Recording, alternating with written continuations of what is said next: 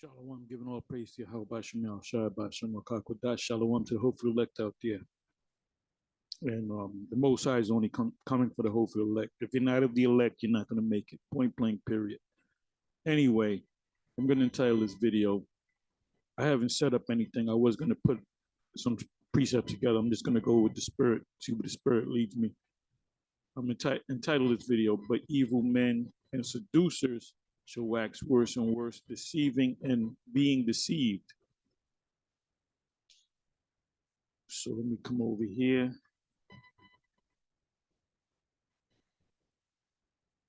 Let me bring this up.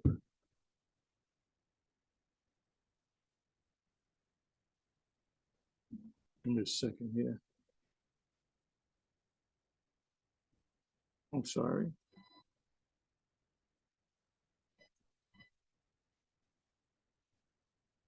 Nope, that's not what I want. Let me see.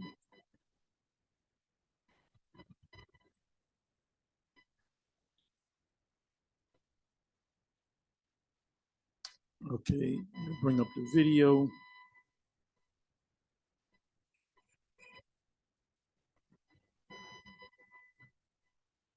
Hebrew Israelite Yahweh upload. Read Bishop Nathaniel Lazarus in the Lake of Fire, which you were trying to listen to some of it. But this is the brother, the elder from across the pond, on the other side of the pond, across the pond in Merrill, England. He came out a couple of times and visited us. And so this is a video that, like I said, IUIC did that by General Nathaniel, as his title goes. And I'm listening to it. I'm like, these dudes are going, man. These dudes are straight up going. Like I said, like the scriptures say, waxing worse and worse. And it's because of pride. I mean, you can listen. All you need to do is listen to the first 10 minutes. I listen to like the first 15 minutes. I don't got to listen to no more. You know, basically, it's a spiritual battle between us at GMS and the IUIC, and basically dealing with this many topics. But right now, the hell topic, because the hell topic was never never taught in the main school. And 98% of the stuff that he teaches is pretty much what he regurgitated from what he learned from myself, because he was in my camp. So I taught him a lot of things, but I taught him based on what they taught me. So, you know, whatever I taught him or the brothers under me, it was taught to me. And he was also, you know, he was also privy to the rest of the seven. You know, he can go to classes and so forth. And so, you know, when they decided to leave, he figured he learned all that he needed to learn from High Priest Ariar, and just he just all over the place. He, you know, the scriptures say, "Meddle not with them that are given the chains." He's changing everything. And this happened before, after the split. I mean, that was real madness. That when that split came, the House of David, that madness started quick, boy. Ultimately, we got kicked out because we said that Cornelius was an Israelite. So they said, look, Cornelius is not an Israelite. Basically, you guys are out to school. Then they tried to get us back. We didn't want to come back because I said, why would we want to come back to some evil, wicked setup? We don't want to come back. We don't want to have nothing to do with them. So many years later, he now teaches that Cornelius is an Israelite. So did the Spirit come to him in a dream? I don't know what happened, but I know, but I believe that he said, well, you know what, we might be wrong. Let me go and check it out again. Let me really go and research it. Then he said that he came to the realization that Cornelius is an Israelite. So that's strike one against this guy. On the Cornelius thing, we were right. We were right. So they had the organization, and that thing became a shambles. became a hot mess because what they started teaching, I had a brother that was going to the house of David under at that time he was Nathaniah, brother Nathaniah, whatever, high priest Nathaniah, whatever, and there were some other men that are not they're not in this truth anymore. I mean, they know that they're Israelites, but they're not on the highways and the byways. They're not doing videos on YouTube. So pretty much they're not doing the work. They're not enduring to the end. And that goes for the seven. None of the seven that are still alive, none of them is doing the work. None of them is doing the work. Lahab is doing videos, but he says Esau can make it and the nations can make it. They can make it in the kingdom. They could be equal with us. And I ran into him. I asked him that face to face. He said, "Yeah." He said, "Yeah. Edomites can make it." I told him, "Look, man, you off." So none of the seven are teaching right now. High Priest Ariah is not teaching. High Priest Shaw is not teaching. High Priest Shishaya is not teaching. There's no videos on him. No videos on Kazak. None of them. So the main teachers out of One West are the ones that came out of One West. You know, the GMSs and the ISUPKs and the IUICs and the HODCs and the AOCs and the LOIs and the list goes on and on and on. And we are a prominent group because we're constantly doing videos. If you notice, there's always going to be a video up.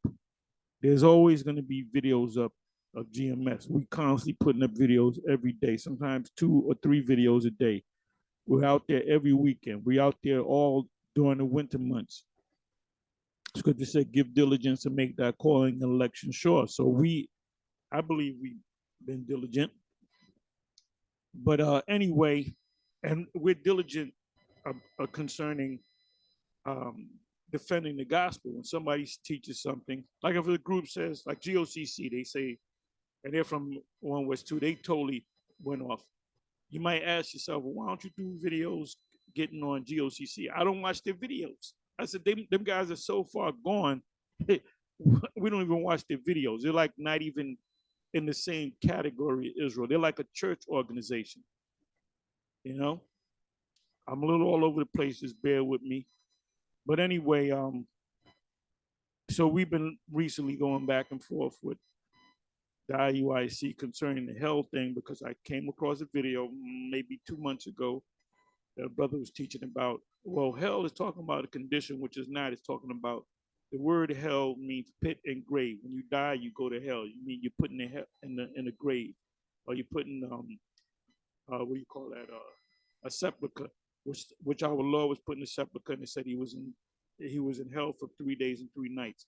Did that mean he was in fiery hell? No, he was in the grave for 3 days and 3 nights.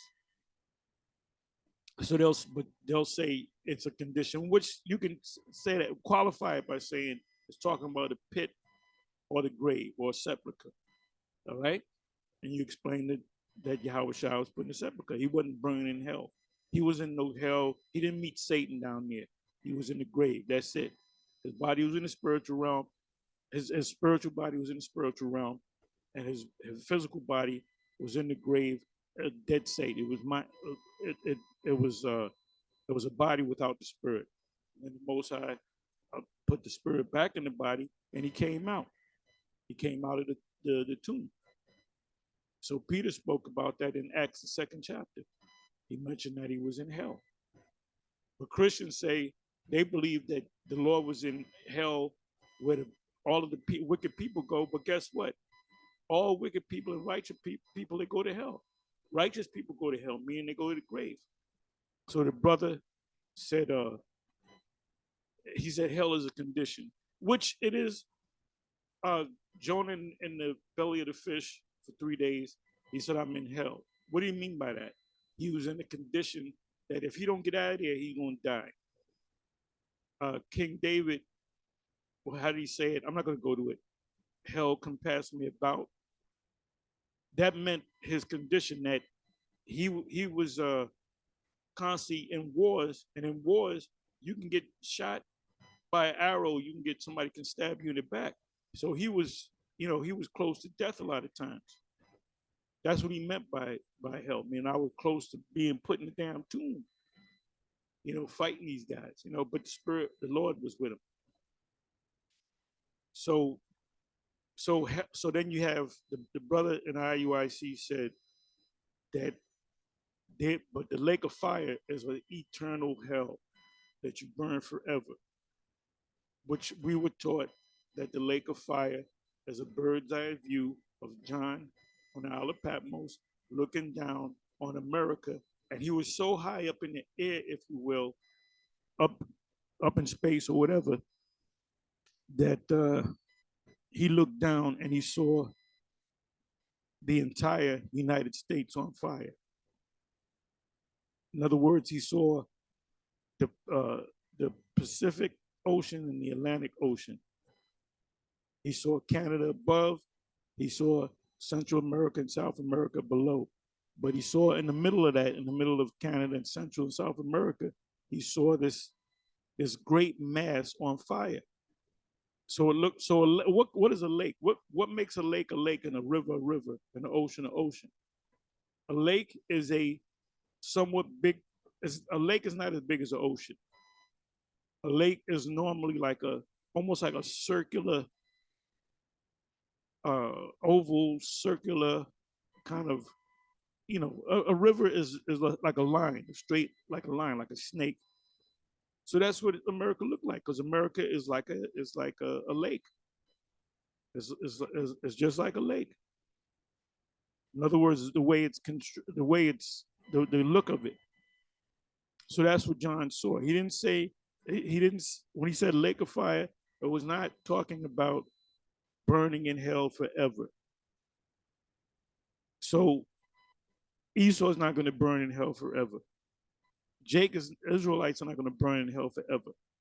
So this is what these people are teaching right now, and this is new, because had they been teaching, I recorded 2 years ago. I don't know how new this thing is, but this is clearly off. You was never taught this, and you're just doing your own thing, just like the new moon is a full moon. You off on that. Coming back to Cornelius, you were clearly off on that, but then you finally saw it. Oh, I said, why don't we cast a lot? And you said, don't cast a lot. You jumped up and said, don't cast a lot. And I said, why not? He said, because it's wicked. I can go to the scriptures and show you that the casting a lot is not wicked. The apostles from Peter and the rest of the apostles, they cast a lot for Matthias, whether Matthias would be, what's the other one that's in Acts 1, who would be the disciple, the apostle that would take the place of Judas Iscariot. So casting a lot is not,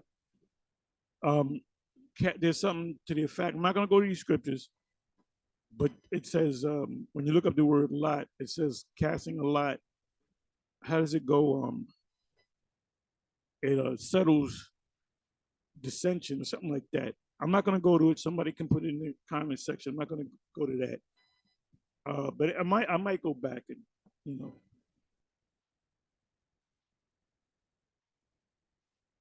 But anyway, casting a lot is not evil. When you read the scriptures, it's not evil. And I can easily prove that. Cornelius, everybody now teaches that Cornelius is an Israelite. Back then, they didn't teach it.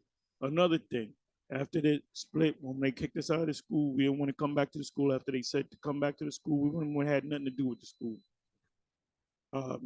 They left the school, and it was General Nathaniel, brother, High Priest Nathaniel, brother, whatever you want to call him and the rest of these guys. It was really him and really two other guys, main guys. They had a scheme to leave the school, but they were going to use King Marshall to bring the people. Because if they just said we're leaving, ain't nobody going to leave with them. Well, 5 people going to leave with them? No. They needed somebody prominent that people would follow. So Marshall, being the king, we were taught that he was a king. So a lot of people follow him. Half of the people follow him, and half the people stay with the main school. Now you see the school now. The former ISUPK, which is Israeli School of Universal Practical Knowledge, not Israelite School of Universal Practical Knowledge. There's a shambles right now.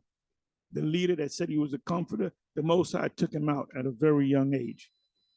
The Most High showing, he's showing his power. He's showing that he's upset. He's pissed off.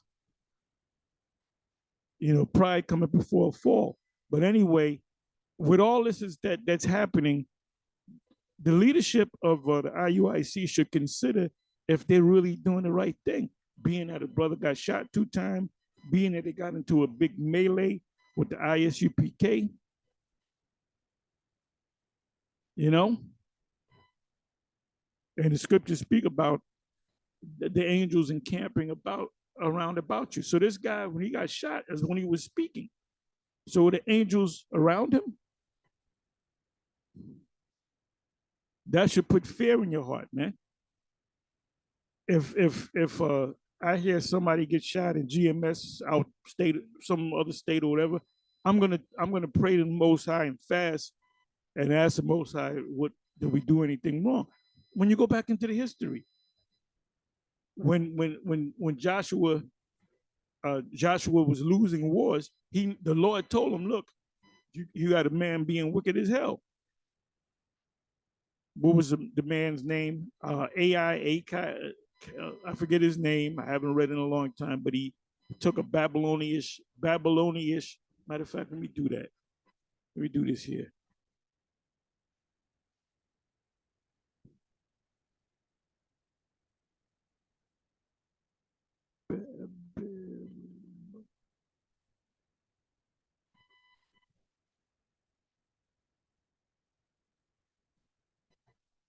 Okay, I deliberately spelled it wrong.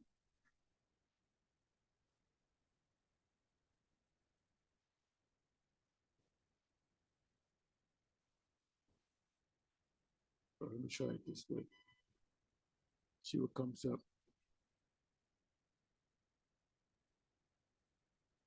Okay, I believe I got it.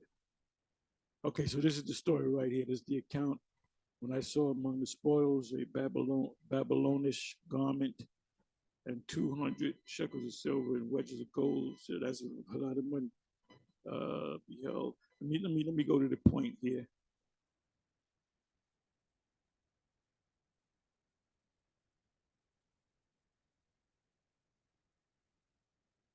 Okay, the sin of Achan. Achan.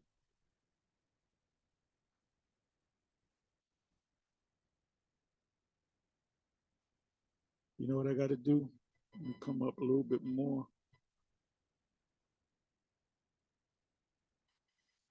Israel is defeated at Ai.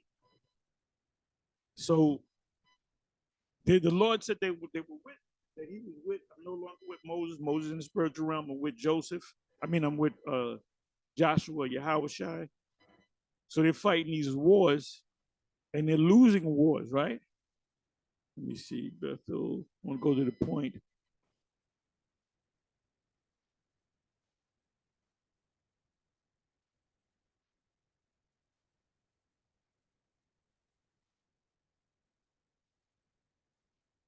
Okay, here it is.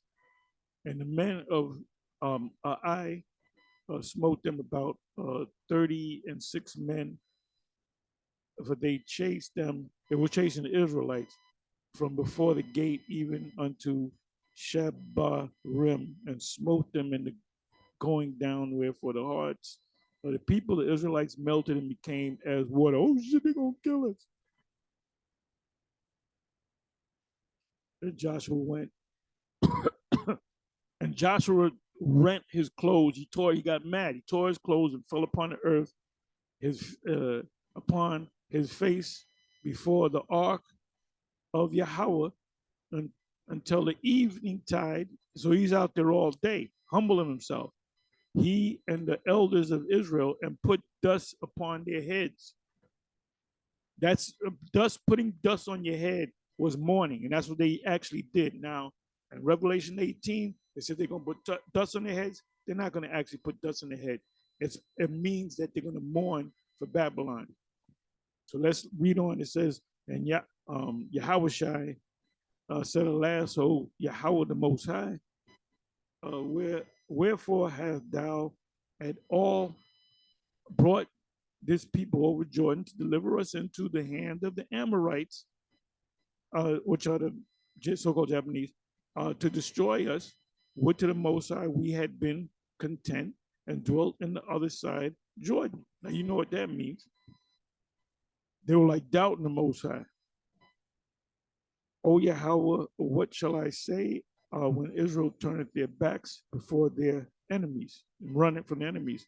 For the Canaanites and the inhabitants of the land shall hear it and shall environ us around and cut us out. I'm trying to get to the point. And the Lord said, and Yahweh said unto Joshua, get thee up, therefore, lest thou layest thou thus upon thy face. Israel have sinned, and they have also transgressed my covenant.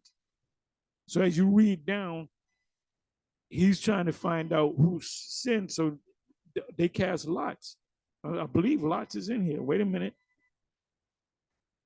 Let's see if lots is in here.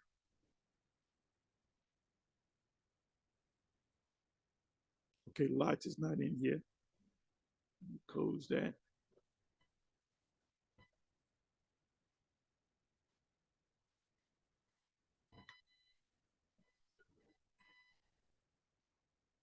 Right, therefore the children of Israel cannot stand before the enemy, but turn their backs. Okay, I think it's over here, the sin of Achan. It was that simple Israelite. You saw that garment and that gold and that silver. And they were told not to, when you deal with these Canaanites, don't touch their gold, don't touch anything, just kill them, burn what they got. Garment, burn them, kill their babies. So Yahushua rose up early in the morning and brought Israel by the tribes, and the tribes Judah is taken, and he brought the families of Judah and took the families of Zerhites, and he brought the family of Zerhites men and brought the household. So he's breaking them down. And when you break somebody down, you do it by lots. So it finally came down to this man, Achan. So what did they do?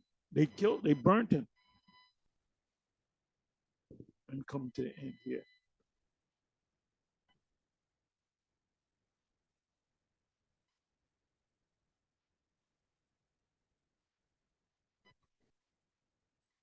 So it says 25th verse, and Yahweh said, why hast thou troubled us?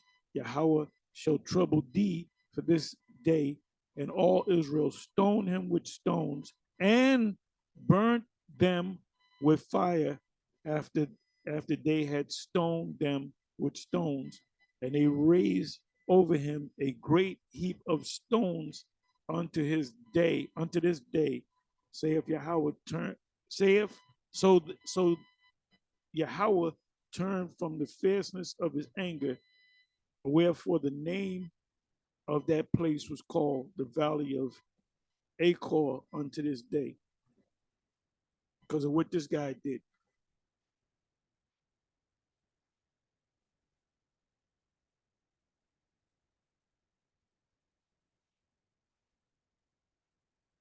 So what did when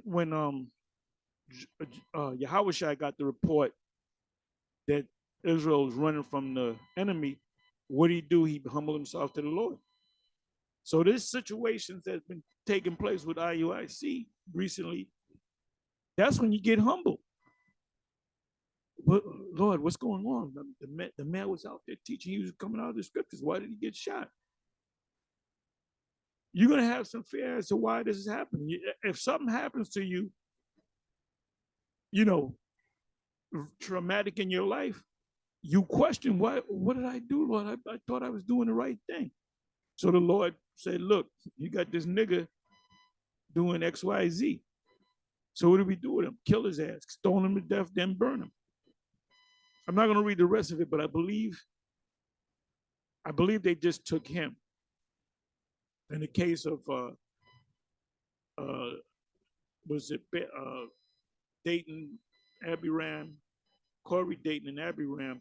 I think their families were put to death too. Matter of fact, I'm sure of it, and the people that was on their side. So let me come back over here. So anyway, I went into this to tell you that, hey, if you're not doing right by the Most High, He's going to take that hedge off of you. Let me see if I can put in the word hedge. I'm a terrible speller.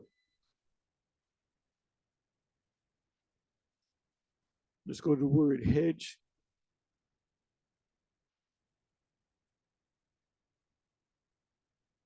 See, being filled up with pride uh, takes away the fear of the Lord. You can't fear the Lord and be full of pride. You'll get you because you get blinded in your pride.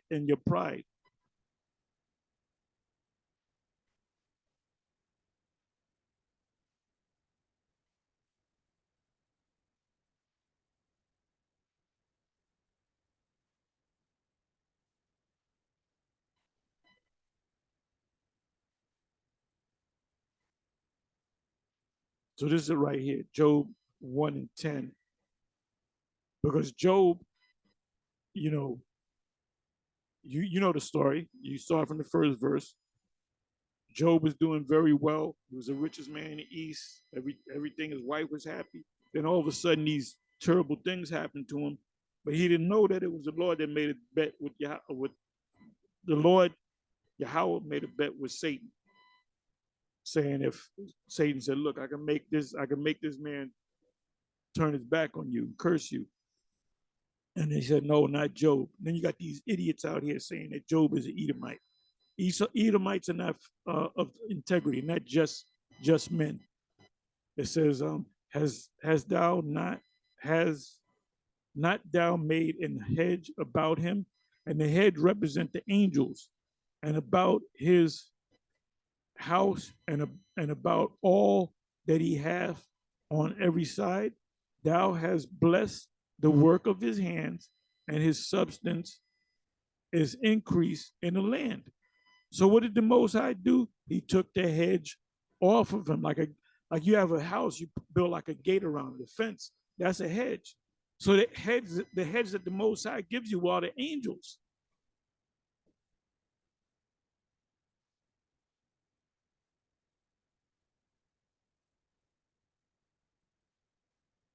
Give me a second here.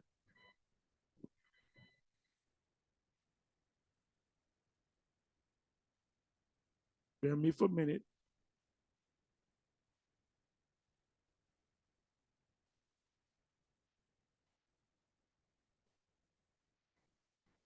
The angels encamp about thee and protect thee. Bible.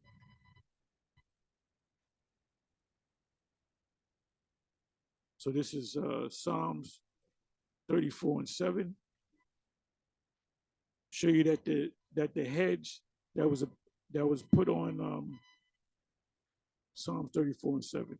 The hedge that was put around Job, his family, and his possessions was it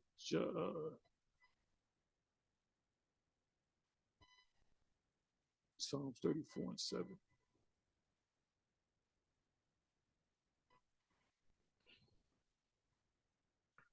34 verse 7.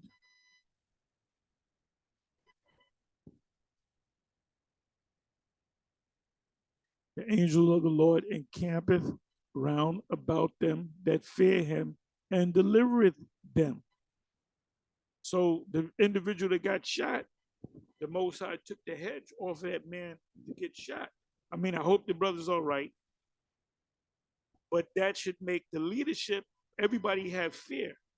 You know, the scriptures say, examine yourself, prove your own self, lest you be reprobate. Reprobate meaning the man void of judgment. You let that pride, you know, blind you. So here we are coming back to the hell doctrine. I come across a video about 2 months ago, maybe 2.5 months ago, of one brother teaching hell, and I do a counter on it. Then they kind of come back with a hell doctrine. They come back with the hell, hell. So this is the last video that they did with the leadership. And remember, we told them when they said that the new moon is the full moon, what group of Israelites came up against it? Name me any other group that came up against it. Be honest. Name me any other group that came up against this outside of GMS. Name me one group that came up against it and said, look, the new moon is not the full moon. Name me one group that did a video saying the new moon is not the full moon. We are the defenders of this gospel, man. So now you got this hell doctrine, which was never taught. And he's bringing out precepts, which he doesn't even understand. But the simple accept it because they don't know no better. The simple believeth every word, and with fair words deceive the heart of the simple.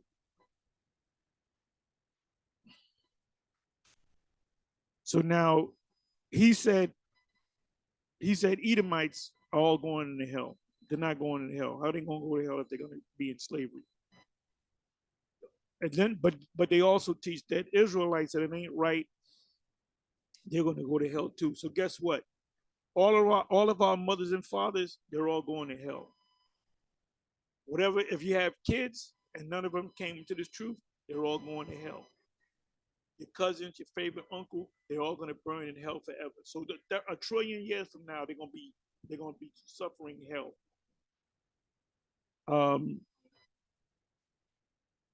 Your great grandparents, because the truth was never taught. Abba was around going back to the 30s and the 40s, but nobody did any of our great grandparents or great grandparents come across Abba? No. So guess what? They're all in hell. And Saul must be in hell too, right? Saul got to be in hell. He pulls out the script, the precept, Daniel chapter 12, about some shall rise from the dust, some to everlasting life, and some to shame and everlasting contempt. Meaning Israelites that can't see it, like Sarnetta and the Black in the kingdom of heaven, they're gonna have their heads down because they were wrong on this side. But then they're gonna be, look, the Israelites on this side, they're gonna be back in the kingdom. This is why you die and you come back. And you pay for your sins in the next life. If you did the wrong thing and you went straight to hell, then what does Deuteronomy and Exodus 24:5 mean? What does that mean?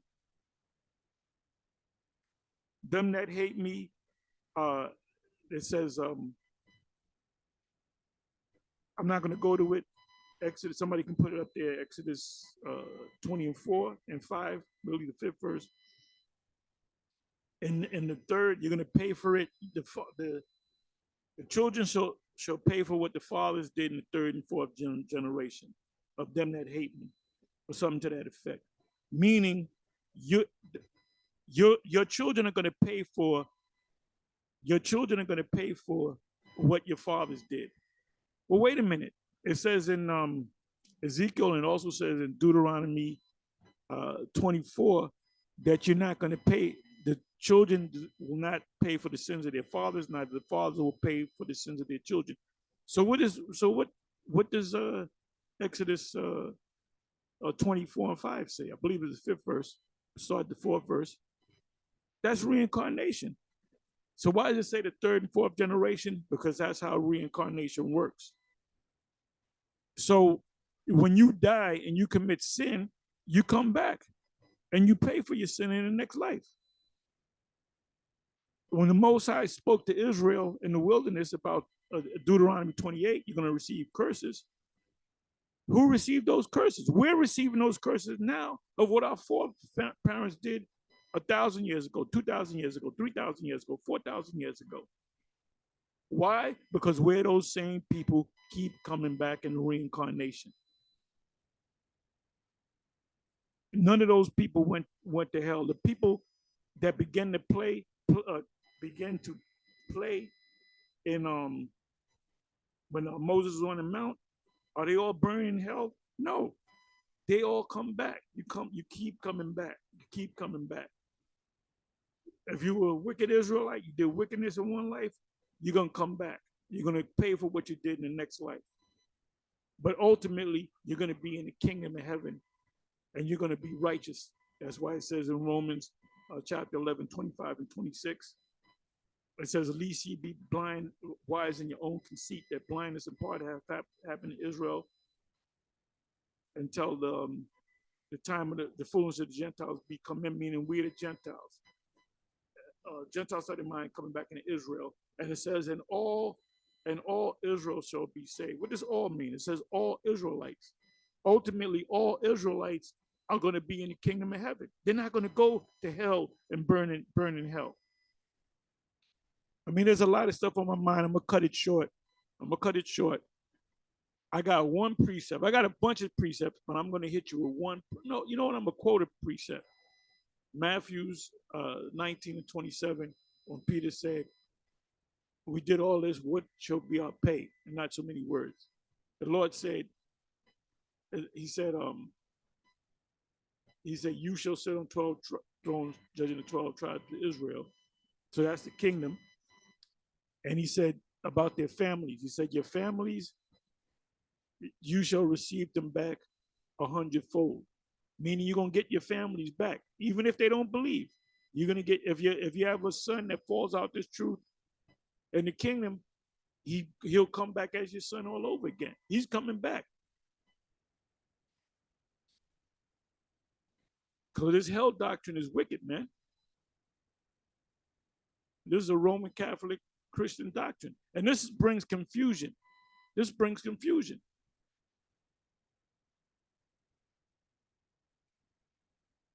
me see something. Now, before I go into this, that split, the 126, the House of David, got so bad that it totally it all got split up. It all got broken up. So all those guys that were with each other, they all went their separate ways. They went back into the world. A lot of madness went on. And you know how I know all about that? Because Nathaniel God, brother Nathaniel God, the high priest Nathaniel God, he had my number. I don't know how many years, because that was 96, 97. He had my number. And this was like 2000, maybe 2001, 2002, something like that. 2003, maybe. I don't know. We had 2003, maybe, or right before that, because that's when they put together the IUIC. So he called me out the blue. I said, "Who's this?" He said, "This is the Nathaniel guy." We just started talking, and then he just broke down to me what happened with the whole House of David thing. That he said that he had a dream, and he used to always have dreams about things. He also had a dream about himself that he lost the oil, and at the end of the dream, he got the oil back. But he said that he had a dream. To make a long story short, he had a dream that King Marshall told him to put pork juice in rice and give it to the people.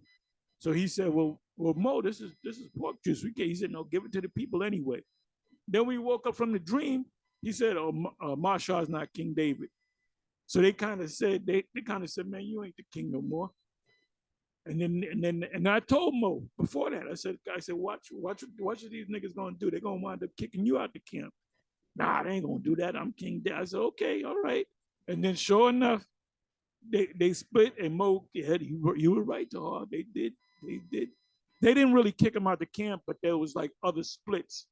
They wasn't feeling him. He wasn't the king of David no more. And that's why they left in the first place, because you disrespecting the king. All right. So I'm just trying to think. So he's calling me. When he calls me, he's telling me about that. And then after Marshall is no longer with them, they kind of go with was it HODC and other things happened. Mo finally died.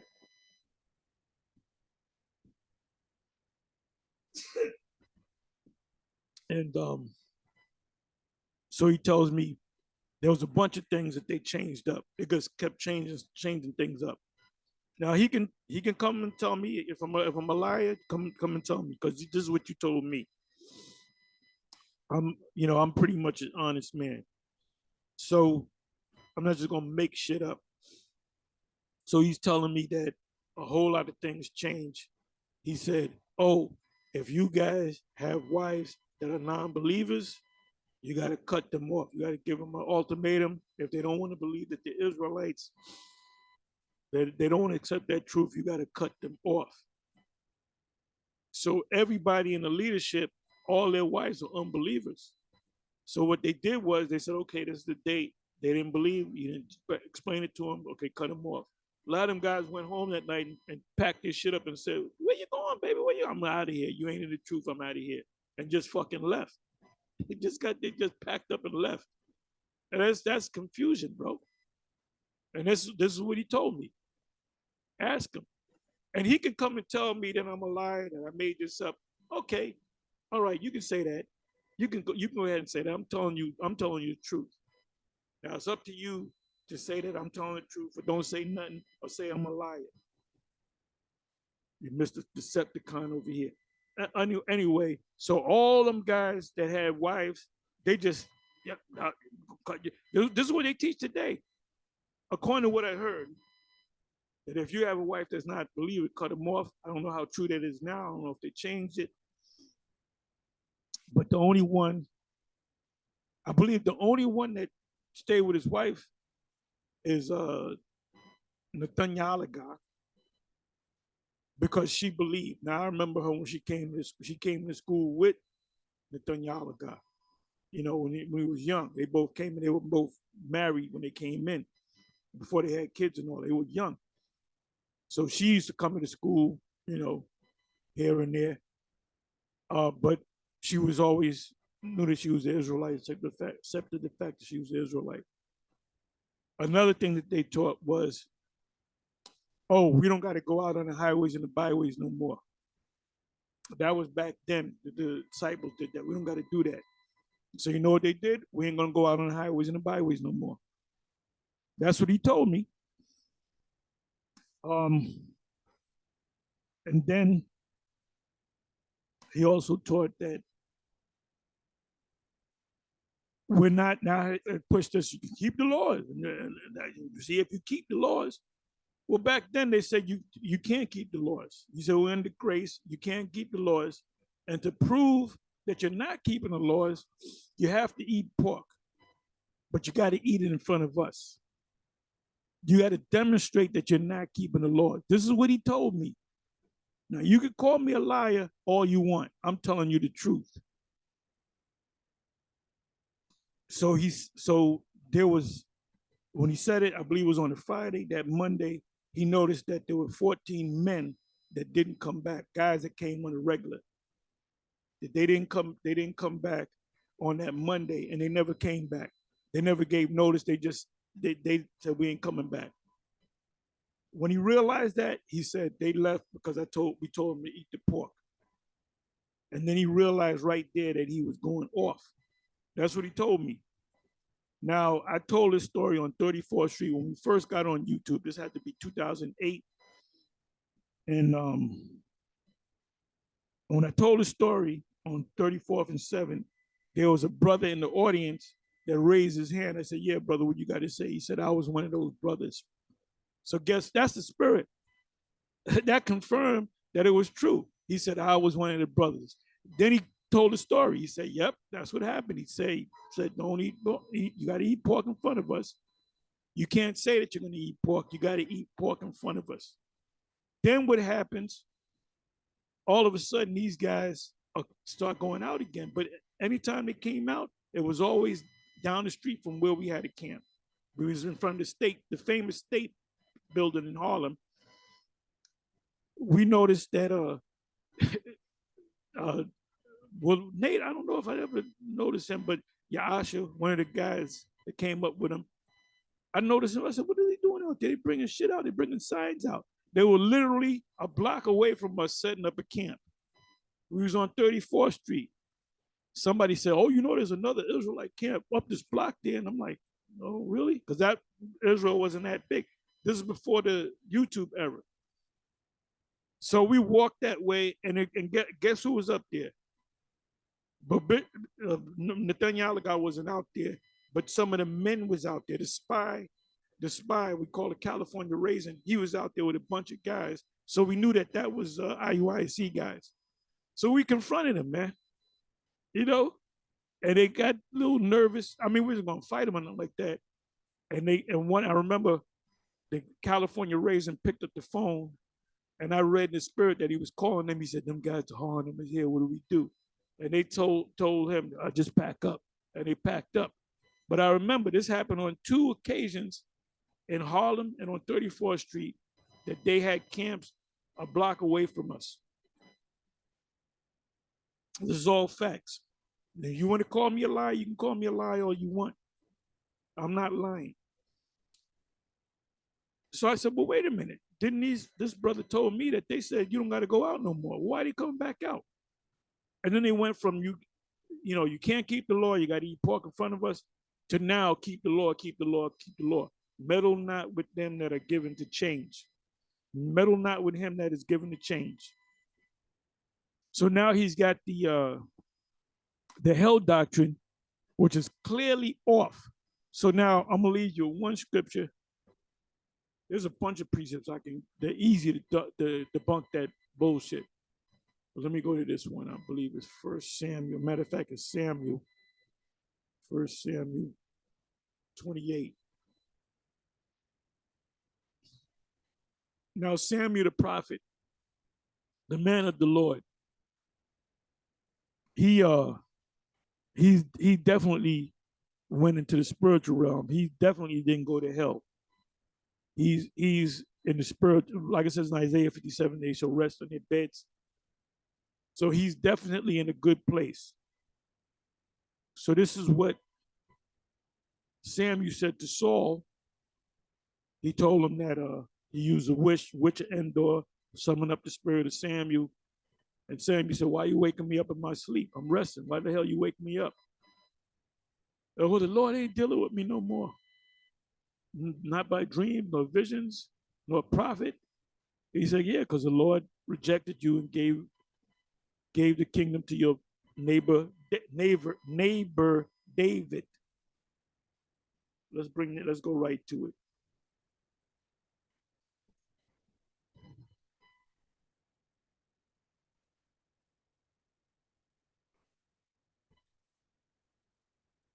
'17 verse. And the Lord hath done to him as he spake by me, for Yahweh have rent the kingdom out of thine hand and given it to thy neighbor, even to David. Even to David. Now, what was Saul doing? He got jealous of David, and the rest of his life, he sought to kill David. So is that a wicked act? You seeking to kill somebody, but the Most High delivers that individual. That's a wicked act, right? He also, Samuel said, he said, rebellion is as the sin of witchcraft. What does it say about a witch? Put a witch to death. So he said, you should be put to death. So Samuel did Saul did all these wicked things to the point where the Most High totally cut him off. So now, according to the hell doctrine, would Samuel be in hell, burning forever in hell? I mean, not Samuel, Saul. Well, let's see.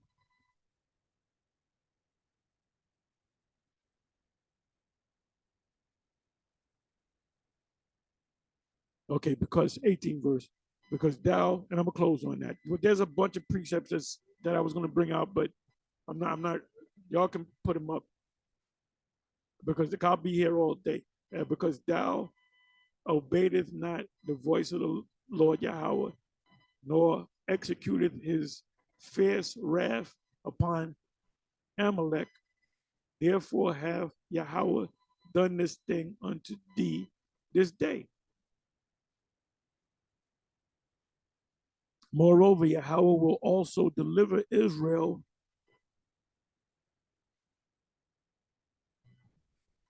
with thee into the hands of the Philistines, meaning the Philistines are going to, have the upper hand over Israel in battle. And tomorrow shalt thou and thy sons be with me. Be with me. So where is Samuel? He's in the spiritual realm resting.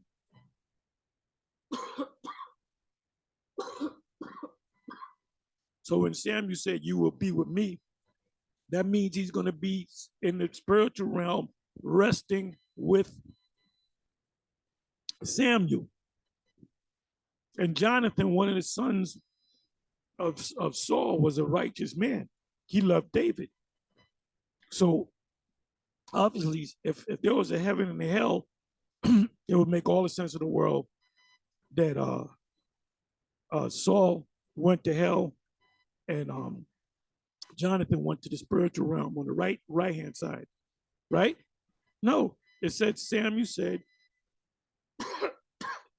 "You will be with me.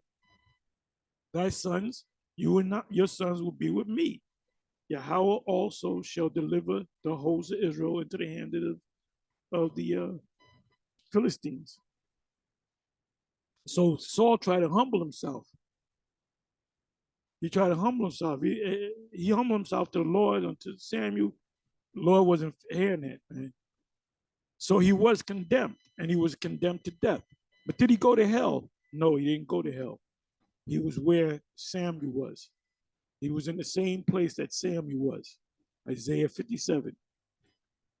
Like I said, there's a bunch of precepts that easily debunks this thing about the hell doctrine, which I'm not going to really go into. But anyway, with that, I'm going to say shalom.